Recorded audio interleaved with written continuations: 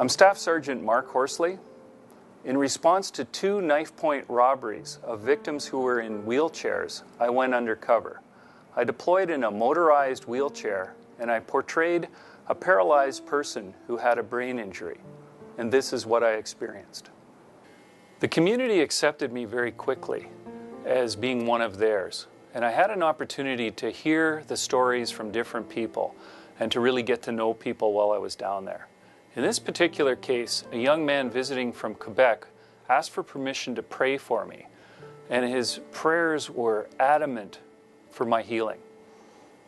In this particular case, this young man picked up my camera.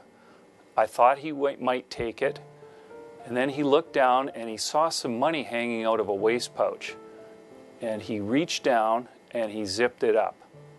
He told me about his troubles, about him caring for his mother, who was also a wheelchair person. Here he is zipping up the waist pouch, saying, "Be careful, you don't want to lose your money." In all my interactions with people, I told them I couldn't count. And when we were exchanging food or different things, they would take change from my hand. Not once did anybody shortchange me. In fact, at the end of the 5 deployments in this project, I was ahead by $24.75. Here's a case where a lady wanted change for a $5 bill.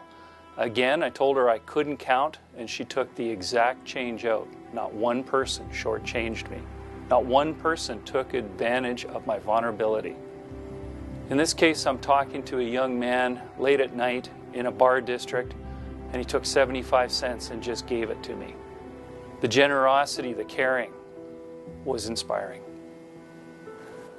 In this project, I had an opportunity to experience Vancouver's Downtown Eastside from a different perspective, that of a 4'7" vulnerable person in a wheelchair.